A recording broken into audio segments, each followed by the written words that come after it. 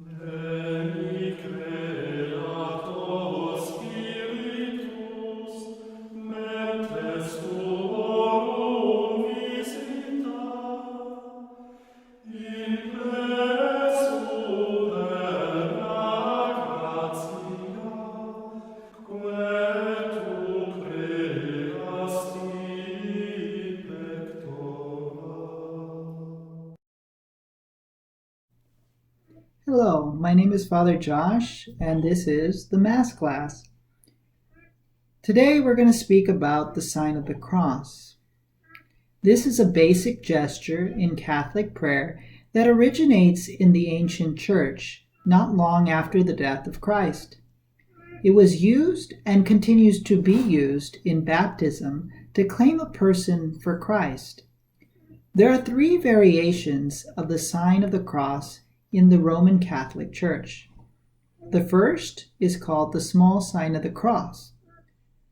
One of the oldest forms of this gesture, which dates back to the 2nd century. The small sign of the cross is made by using the thumb of the right hand with all fingers extended and drawing a little cross on the forehead like this. In later history, this sign was also traced on the lips and later also on the breast. As things began to develop in the future, also the sign was traced on objects such as the Book of Gospels, as well as on people, especially in the sacraments. And the best example of that is when the bishop anoints a person and confers the sacrament of confirmation on that person with the sacred chrism oil. The second type of sign of the cross is the large sign of the cross. It was a private devotion that became part of the liturgy during the 1500s, during the liturgical reforms of St. Pius V. In the Latin tradition, the sign is made with the right hand extended, representing the 5 wounds of Christ, and the left hand remains extended below the chest. The right hand moves from the forehead to the breast and from the left shoulder to the right one. The final kind of sign of the cross that can be made is the blessing or designation sign of the cross. It is typically expressed by ordained clergy, like a priest, a bishop, and sometimes a deacon, but it can also be made by parents, particularly the father of the family, over their children. Now, all fingers of the right hand are normally extended in this particular sign. It was normally done in the context of blessings and exorcisms as a physical expression of the verbal blessing or exorcism. And this is how it would be done, like this.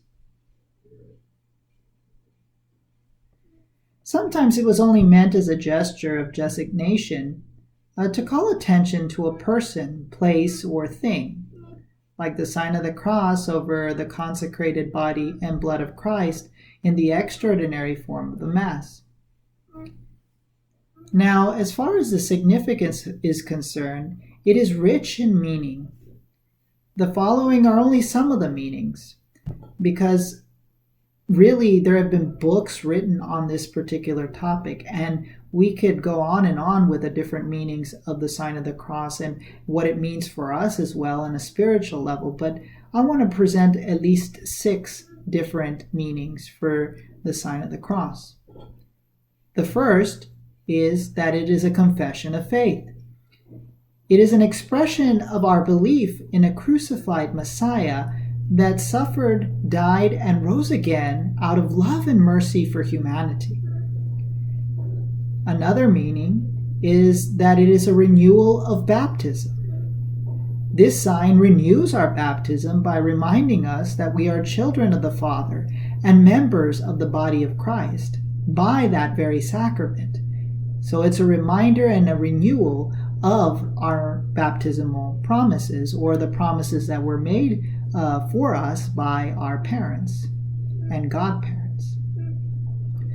A third meaning is that it is a mark of discipleship. The sign is a reminder that a true disciple denies himself, picks up his cross, and follows the Lord, as we see mentioned in the Gospels.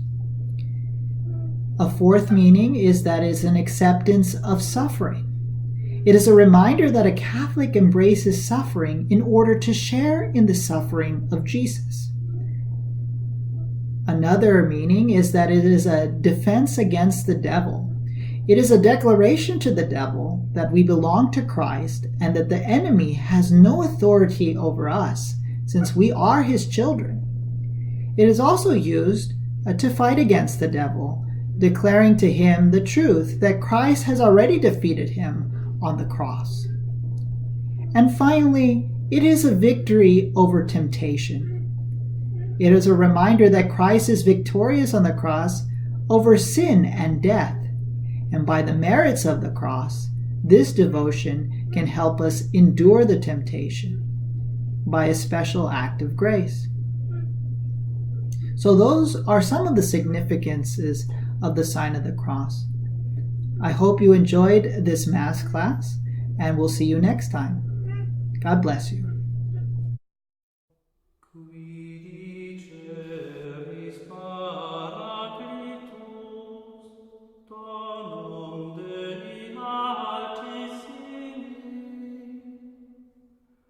Fons vivus